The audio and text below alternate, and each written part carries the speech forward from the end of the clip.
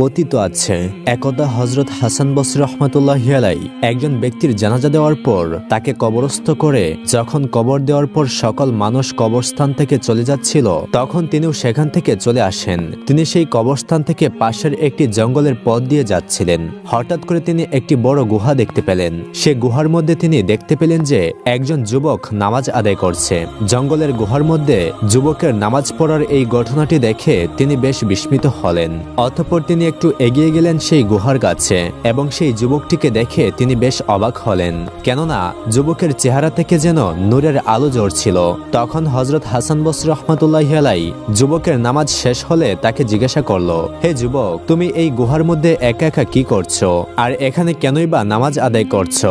আর কতদিন ধরে তুমি এখানে আছো? তোমার এখানে থাকার উদ্দেশ্য কি? তখন সে যুবকটি বলল, আমি এখানে বেশ অনেক দিন ধরেই আছি, আর আমি শুনেছি যে এখানে অনেক আল্লাহর ওলিরা আসেন, তাই তাদের সাথে সাক্ষাৎ করার জন্য আমি এখানে বসবাস করা শুরু করেছি। হয়তো আমি তাদের সাথে সাক্ষাৎ করতে পেরে আল্লাহ এবং রাসূল সম্পর্কে অনেক কিছু তাদের কাছ থেকে জানতে পারবো। যুবকটির এমন কথা শুনে হযরত হাসান বসরি রাহমাতুল্লাহি আলাইহি বেশ অবাক হয়ে গেলেন এবং যুবকের এই দিনদারিতা দেখে তিনি বেশ খুশি হলেন।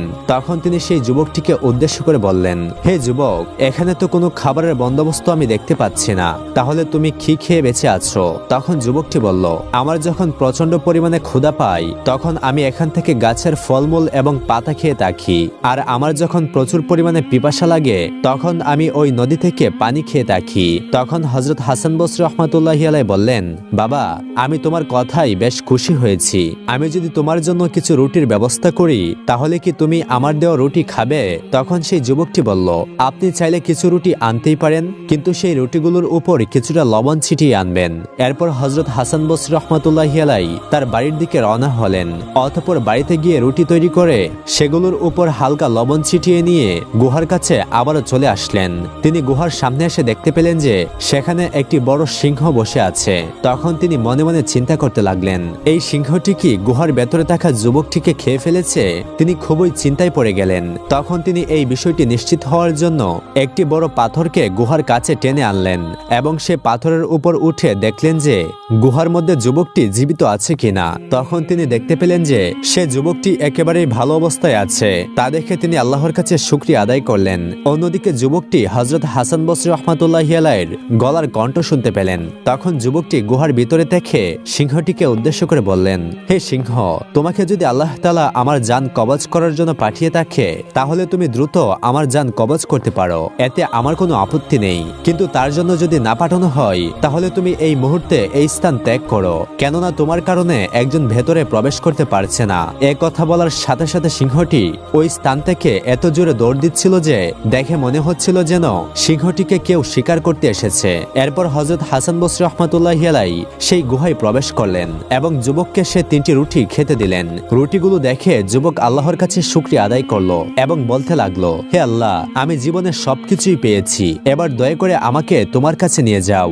এ কথা বলার সাথে সাথে যুবকটি সেখানে মৃত্যুবরণ করলো। আর এই ঘটনা দেখে হযরত হাসান বসরি রাহমাতুল্লাহি আলাইহি বেশ অবাক হলেন। যাই হোক, যুবকটি যেহেতু মৃত্যুবরণ করেছে এখন তো তার মৃতদেহকে কবরস্থ করতে হবে, কিন্তু সে যুবকটিকে দাফন কাফন করানোর জন্য তো কিছু মানুষের প্রয়োজন। তাই হযরত হাসান বসরি রাহমাতুল্লাহি আলাইহি শহরের দিকে যেতে লাগলেন। অতঃপর তিনি পথিমধ্যে কিছু মানুষকে দেখতে পাই এবং তিনি সেই মানুষগুলোকে সমস্ত ঘটনা খুলে বলে, সাথে তাদেরকে এও বলে যে আপনারা আমাকে ওই যুবকের দাফন কাফনে সাহায্য করুন। অতঃপর হযরত হাসান বসরি রাহমাতুল্লাহি আলাইহি ওই মানুষগুলোকে নিয়ে শহর থেকে গুহার পথে চলতে লাগলেন। অতঃপর তারা গুহায় এসে দেখতে পেলেন যে সে যুবকের লাশটা গুহার ভেতরে নেই। এই ঘটনা দেখে হযরত হাসান বসরি রাহমাতুল্লাহি আলাইহি বেশ চমকে উঠলেন। অতঃপর তিনি চিন্তা করতে লাগলেন যে মহান আল্লাহ সুবহানাহু ওয়া তাআলা তার নেক বান্দার দাফনের দায়িত্ব নিয়েছেন। একদা বাদশাহ হারুনুর রশিদ তার নিজ দরবারে বসেছিলেন। হঠাৎ তিনি খাদেমকে এক গ্লাস পানি দিতে বললেন। তখন ওই রাজদরবারের এক পাশে বসে পরিবেশ পর্যবেক্ষণ করছেন একজন বুজুর্গ ব্যক্তি। যখন বাদশাহ পানি পান করতে যাবেন এমন সময় ওই বুজুর্গ ব্যক্তির সামনে এসে হারুনুর রশিদকে বললেন, হে আমিরুল মুমিনিন, 1 মিনিটের জন্য অপেক্ষা করুন। হারুনুর রশিদ বললেন, কেন, কি ব্যাপার? তখন ওই বুজুর্গ ব্যক্তি বললেন, হে আমিরুল মুমিনিন, আমি আপনাকে একটি প্রশ্ন করতে চাই। বাদশাহ হারুনুর রশিদ বলল, কি প্রশ্ন? বুজুর্গ বলল, প্রশ্নটা হলো, আপনার তো এখন পিপাসা লেগেছে আর পানির গ্লাসটাও আপনার হাতেই রয়েছে। আচ্ছা বলুন তো, যদি এমন হয় যে আপনি এক বিশাল মরুভূমিতে আছেন, আপনার খুবই পিপাসা লেগেছে, অথচ আপনার কাছে কোনো পানি নেই, আর আপনার পিপাসা ধীরে ধীরে বেড়েই চলেছে। তখন এক গ্লাস পানির জন্য আপনি কত টাকা খরচ করতে পারবেন? বাদশাহ হারুনুর রশিদ বললেন, এমন যদি হয় যে প্রচন্ড পিপাসা লেগেছে আর দুনিয়া জুড়ে কোথাও পানি নেই, তবে তা নিশ্চয়ই আমাকে মৃত্যুর দিকে ঠেলে দিবে। তখন আমি আমার প্রাণ বাঁচাতে আমার কাছে যত সম্পদ রয়েছে তা দিয়ে হলেও যান বাঁচানোর চেষ্টা করব। এই উত্তর শুনে ওই বুজুর্গ ব্যক্তি বললেন, ঠিক আছে বাদশাহ, এবার বিসমিল্লাহ বলে পানি পান করে নিন। তখন বাদশাহ পানি পান করে নিলেন। তখন আবার ওই বুজুর্গ ব্যক্তি বললেন, হে আমিরুল মুমিনিন, আমি আপনাকে আরো একটি প্রশ্ন করতে চাই। বাদশাহ হারুনুর রশিদ বলল, কি প্রশ্ন তোমার? বুজুর্গ বললেন, আপনি এইমাত্র যে পানিটুকু পান করেছেন সেই পানিটুকু যদি আপনার ভেতরে থেকে যায়, বের করার কোনো পথ অবশিষ্ট না থাকে, আর প্রস্রাবের চাপ যদি ধীরে ধীরে বাড়তে থাকে, কিন্তু কোনোভাবেই আপনি তা অনিষ্কাশন করতে পারছেন না, এই সমস্যার সমাধানের জন্য আপনি কত টাকা ব্যয় করতে পারবেন? বাদশাহ জবাবে বলল, এমন যদি হয় যে প্রাকৃতিক কর্মের ব্যাগ থাকা সত্ত্বেও অনিষ্কাশন করতে না পারি আর যন্ত্রণা ধীরে ধীরে বাড়তে থাকে, তাহলে এই অসহ্য যন্ত্রণা থেকে মুক্তির জন্য আমার কাছে যত টাকাই থাক না কেন তা দিয়ে চিকিৎসা করাবো। এমনকি এই চিকিৎসার বিনিময়ে যদি আমার গোটা রাজত্ব দাবি করা হয়, তাহলেও আমি এই চিকিৎসা করাবো। বাদশার এই উত্তর শুনে বুজুর্গ বললেন, হে আমিরুল মুমিনিন, আপনার এত বড় বাদশাহীর দাম এক গ্লাস পানি পান করার যে মূল্য তার সমানও নয়। কিন্তু যে আল্লাহ আমাদেরকে এই ব্যবস্থা বিনামূল্যে দান করেছেন, সে দানের জন্য শুকরিয়া আদায় করা আমাদের সকলের কর্তব্য। একজন নেককার বান্দা যে একটি পাহাড়ের গুহায় দিনরাত আল্লাহর ইবাদতে মশগুল থাকত, আল্লাহ তাআলা তার খাওয়া দাওয়ার ব্যবস্থা একটি গাছের মাধ্যমে করে দিয়েছিলেন।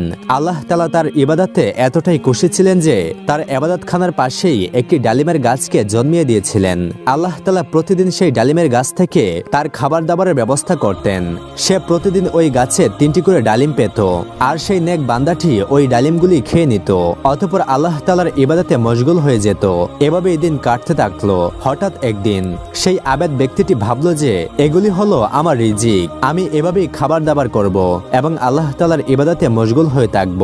অতঃপর একবার আল্লাহ তাআলা তার পরীক্ষা নিতে শুরু করলেন, কেননা যারা আল্লাহ তাআলার নেক বান্দা হয়ে থাকে, আল্লাহ তাআলার ইবাদত করে থাকে, আল্লাহ তাআলা তাদের পরীক্ষাও নিয়ে থাকেন। একবার এমন ঘটলো যে সে ডালিম গাছে আর ডালিম ধরলো না। এভাবে একদিন কেটে গেল। সে ধৈর্য ধারণ করলো। দ্বিতীয় দিনেও আল্লাহ সুবহানাহু ওয়া তাআলা ডালিম দিলেন না।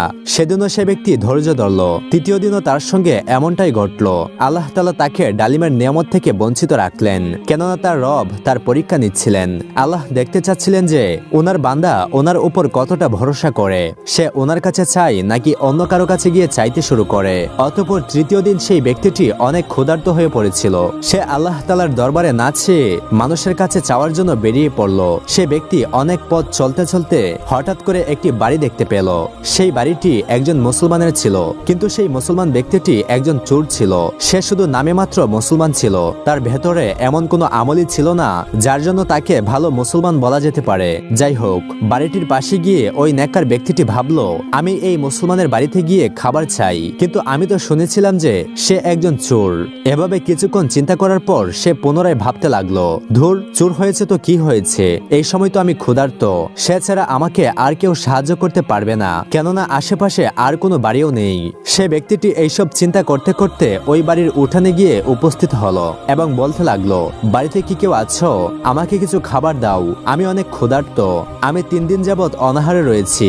এই কথা শুনে বাড়ি থেকে ওই ব্যক্তিটি বের হয়ে আসলো এবং বুজুর্গ ব্যক্তিকে জিজ্ঞাসা করলো, কে তুমি, কোথা থেকে এসেছো, তোমার কি প্রয়োজন? তখন সেই আবেদ ব্যক্তিটি বলতে লাগলো, ওই পাহাড়ে যে গুহাটি রয়েছে, আমি সেখানে থেকে আল্লাহর ইবাদত করি, অনেকদিন ধরে আমি সেখানেই থাকছি। আল্লাহ তাআলা আমার জন্য সেখানে একটি ডালিমের গাছও জন্মিয়ে দিয়েছিলেন, আর সেই ডালিম খেয়েই আমি আমার ক্ষুধা নিবারণ করতাম। কিন্তু 3 দিন ধরে সেই ডালিম গাছে আর কোনো ডালিম ধরছে না, তাই আমি ক্ষুধায় কাতর হয়ে গিয়েছি। যদি তোমার কাছে খাবার কিছু থাকে তাহলে আমাকে দিয়ে দাও, আমি অনেক ক্ষুধার্ত। তার এমন কথা শুনে চোরের মনের মধ্যে না জানি কি খেয়াল আসলো। সে বলতে শুরু করলো, আমি আমার কুকুরের জন্য 4টি রুটি রেখেছি, যদি তুমি সেগুলো খেতে চাও তাহলে বলো, আমি তোমাকে সেগুলো দিতে পারি। সে নেক ব্যক্তিটি এতটাই ক্ষুধার্ত ছিল যে সে বলল, হ্যাঁ, নিয়ে আসো, আমি সেগুলোই খেয়ে নেব। তখন সেই চোর তাকে রুটিগুলো দিল। অতঃপর ওই নেককার ব্যক্তি যখন রুটিগুলোকে নিয়ে সেখান থেকে চলে যেতে লাগলো, তখন চোরের বাঁধা কুকুরটি আবেদের উপর ভুগতে শুরু করলো। আবেদ ব্যক্তিটি ভাবলো, হয়তো আমি তার রুটি নিয়ে এসেছি বিদায় সে আমার উপর ভুগছে। তাই একটি রুটি কুকুরকে দিয়ে দিল। একটি রুটি খেয়ে কুকুর আবার ঘেউ ঘেউ করতে শুরু করলো। তখন সে আবেদ ব্যক্তিটি দ্বিতীয় রুটিটিও সেই কুকুরকে দিয়ে দিল। অতঃপর সে দ্বিতীয় রুটিটি খাওয়ার পরেও কুকুর ভুগতে শুরু করলো। তখন সে তার তৃতীয় রুটিটিও কুকুরকে দিয়ে দিল। যখন কুকুরটি তৃতীয় রুটিটিও খেয়ে নিল, তখন সে আবারও ঘেউ ঘেউ করতে শুরু করলো। তখন সেই নেককার ব্যক্তিটি বলল, যদি আমি এই রুটিটিও একে দিয়ে দেই তাহলে আমার কি হবে, আমি কি খাবো? তখন সেই আবেদ ব্যক্তিটি রেগে গিয়ে কুকুরকে বলতে লাগলো, হে কুকুর, তুই এতটাই বেশরম এবং লোভী যে আমি তোমার ওই মালিকের কাছ থেকে এই রুটিগুলি ভিক্ষা চেয়ে নিয়েছি, আর তুমি আমাকে রুটিগুলো খেতে দিচ্ছ না, অথচ তুমি 3টি রুটি ইতিপূর্বেই খেয়ে নিয়েছো, আর এখন যে চতুর্থ রুটিটি বেঁচে আছে এটি তো অন্তত আমাকে খেতে দাও। এতটুকু তো বিশ্বস্ত হয়ে যাও নিজের মালিকের। এই কথা বলার সাথে সাথে আল্লাহ সুবহানাহু ওয়া তাআলা সেই কুকুরকে কথা বলার ক্ষমতা দান করলেন। সে কুকুরটি মানুষের মতো বলতে শুরু করলো, হে মানুষ, তুমি তো আল্লাহ তাআলার একজন নেক বান্দা, আল্লাহ তাআলার ইবাদতকারী। আল্লাহ তাআলা তোমাকে উপহার স্বরূপ একটি ডালিমের গাছ দান করেছেন। তোমাকে তিনি কখনো ক্ষুধার্ত রাখেননি, বরং আল্লাহ তাআলা তোমাকে জান্নাতি ফল এবং ডালিম খাওয়াতেন। অথচ তুমি আল্লাহ তাআলার সঙ্গে কি এমন নাফরমানি করলে যার জন্য তোমার খাবার বন্ধ হয়ে গিয়েছে? আর তুমি আমাকে বললে যে আমি বেশরম লোভী, কিন্তু আমি এতটাই বিশ্বস্ত যে আমি সেই রুটিটি চাচ্ছি যেটি আমার মালিক আমার জন্য রেখেছিল। তুমি তো আল্লাহ তাআলার ইবাদতকারী, তোমার কি আল্লাহ তাআলার উপর ভরসা ছিল না? তোমার কি তাওয়াক্কুল ছিল না যে তুমি পরের কাছে অর্থাৎ মানুষের কাছে সাহায্য নেওয়ার জন্য বেরিয়ে পড়েছো, আর আমার মালিক তোমাকে সাহায্য করলো, আর তুমি তার রুটি খেতেও রাজি হয়ে গেলে? তুমি কি 3 দিনের ক্ষুধা সহ্য করতে পারতে না? তোমার রব কি তোমাকে ক্ষুধার্ত রাখতো? সে তো তোমার পরীক্ষা নিচ্ছিল। আমি তো এক পশু, কিন্তু তুমি তো একজন মানুষ। তোমার ভরসা কি করে তোমার রব থেকে সরে গেল? তুমি কি আল্লাহ তাআলার বারগাহে চাইতে পারতে না? আল্লাহ তাআলার কাছে দোয়া করতে পারতে না? কিন্তু তুমি তা না করে একজন মানুষের কাছে সাহায্য চাইতে চলে আসলে, আর সে এমন এক মানুষ যে তোমার রবকে মানে না। কুকুরের এই সমস্ত কথা শুনে সেই আবেদ ব্যক্তিটি অজর নয়নে কান্না শুরু করে দিল। সে আবারও পাহাড়ের গুহায় ফিরে আসলো, আর আল্লাহ তাআলার দরবারে সেজদায় পড়ে গেল এবং কান্না করতে করতে মাপ চাইতে লাগলো। সে বলতে লাগলো, ইয়া আল্লাহ, আপনি আমাকে মাফ করে দিন, আমার ভুলকে মাফ করে দিন। হে আল্লাহ, আমি এটি ভাবিনি যে আপনি আমাকে এই নির্জন জায়গায় কিভাবে খাবার দিতেন। কোনো মানুষ কখনো আমাকে সাহায্য করেনি। এখানে আমি যা কিছুই পাচ্ছিলাম তা আমাকে আপনি দিয়েছিলেন। কি করে আমার ঈমান এত ছোট হয়ে গেল? হে আমার রব, আপনি আমার পরীক্ষা নিলেন, আর আমি আপনার পরীক্ষায় উত্তীর্ণ হতে পারলাম না। কিন্তু হে আমার রব, আমি আপনার বারগাহে সত্য মনে তওবা করছি, আমি আপনার কাছে ক্ষমা প্রার্থনা করছি। হে আমার রব, আপনি আমাকে মাফ করে দিন, আপনি তো পরম দয়ালু ও রহমানুর রহিম। সেই আবেদ বান্দাটি এভাবে আল্লাহ তাআলার দরবারে কেঁদে কেঁদে মাফ চাচ্ছিল, আর তা দেখে আল্লাহ সুবহানাহু ওয়া তাআলা তার উপর রহম করলেন, আর সেই গাছে আবারও ডালিম ধরা শুরু করলো। জান্নাতের সেই নিয়ামত আল্লাহ তাআলা আবারও তাকে দান করতে লাগলেন। একদা এক বাদশাহ এবং এক ফকির মসজিদে বসেছিল। হঠাৎ করে ফকির আল্লাহ তাআলার কাছে দোয়া করতে লাগলো, হে আমার মহান আল্লাহ তাআলা, আমার কাছে গোশত এবং হালুয়া পাঠান, তা খেতে আমার খুবই ইচ্ছা করছে। বাদশাহ ফকিরের এই কথা শুনে হাসতে লাগলো এবং মনে মনে ভাবলো, আরে ফকির, এই খাবারগুলি যদি তুই আমার কাছে চাইতি তাহলে আমি হয়তো তোকে দিয়ে দিতাম, কিন্তু তুই আল্লাহর কাছে চেয়েছিস, আল্লাহ তো তোকে এইসব জিনিস দিবে না। এই ঘটনাটি মসজিদের ইমাম দেখছিলেন। কিছুক্ষণ পর এক ব্যক্তি ওই ফকিরের কাছে আসলো এবং বলল, হে ফকির, এই নাও গরুর গোশত এবং হালুয়া, এগুলো তুমি খেয়ে নাও। ফকির সেই খাবারগুলো খাওয়ার পর বাড়তি খাবারটুকু ওই লোকটাকে দিয়ে দিল। ফকির কর্তৃক গোশত খাওয়ার এই ঘটনা দেখে বাদশাহ অবাক হয়ে গেল। অতঃপর সেই বাদশাহ ওই লোকটার কাছে গেল এবং তাকে বলতে লাগলো, হে আল্লাহর বান্দা, আল্লাহর কসম, তুমি কিভাবে জানতে পারলে যে ওই ব্যক্তি এই খাবারগুলো খেতে চেয়েছিল? লোকটি তখন বাদশাকে বলল, হে বাদশাহ, আজকে আমি কাজ করার পর অনেক টাকা পেয়েছি, যার জন্য আমার স্ত্রীকে কিছু ভালো খাবার রান্না করতে বলেছিলাম। আমি যখন একটু আগে ঘুমিয়েছিলাম তখন আমাকে স্বপ্নে কে যেন বলল, তোমার ঘরের রান্না করা খাবারগুলো মসজিদে থাকা ওই গরিব ব্যক্তিকে দিয়ে আসছো। আর তাই আমি তাড়াতাড়ি এসে এই খাবারগুলো তাকে দিলাম এবং আমি আল্লাহকে খুশি করলাম, কেননা আজকের এই ভালো কাজের বিনিময়ে হয়তো আল্লাহ রাব্বুল আলামিন আমার জন্য কোনো বরকত রেখেছেন। আর এখানে এখন যে খাবারগুলো আছে এগুলো আমি বাড়িতে গিয়ে আমি এবং আমার স্ত্রী মিলে খাবো। তখন সেই বাদশা তাকে বললেন, তুমি এই খাবারগুলো আমাকে দিয়ে দাও, কেননা এই খাবারে হয়তো অনেক বরকত রয়েছে, আর এই খাবারের বিনিময়ে আমি তোমাকে 2 দিরহাম দেব। জবাবে ওই লোকটি বলল, না হুজুর, আমি আপনাকে এই খাবার দিতে পারবো না। তখন বাদশা বললেন, আচ্ছা ঠিক আছে, আমি তোমাকে 10 দিরহাম দেব, তারপরেও খাবারটুকু আমাকে দিয়ে দাও। লোকটি তখনও বলল, আমি আপনাকে তবু খাবারগুলি দেব না, আপনি যদি পৃথিবীর সকল টাকা পয়সা আমাকে এনে দেন, তবুও আমি আপনাকে এই বরকতময় খাবারের অংশগুলো দেব না। অতঃপর বাদশাহ ওই লোকের কথায় হতাশ হয়ে সেখান থেকে ফিরে আসলেন। একদা হারুনুর রশিদ ও তার স্ত্রী জুবাইদা নদীর কিনার দিয়ে হাঁটছিলেন। অনেক দূর হাঁটার পরে তাদের সাথে বাহলুল দরবেশের সাক্ষাৎ হলো। তারা দেখতে পেল বাহলুল দরবেশ নদীর পাড়ে বসে কি যেন করছে। তখন বাদশাহ হারুনুর রশিদ তাকে জিজ্ঞেস করলেন, হে বাহলুল, তুই এখানে বসে কি করছিস? বাহলুল দরবেশ বলল, আমি জান্নাতের বালাখানা বানাচ্ছি। হারুনুর রশিদ জিজ্ঞেস করলেন, কার জন্য? বাহলুল বলল, যে এই বালাখানা খরিদ করবে তার জন্য।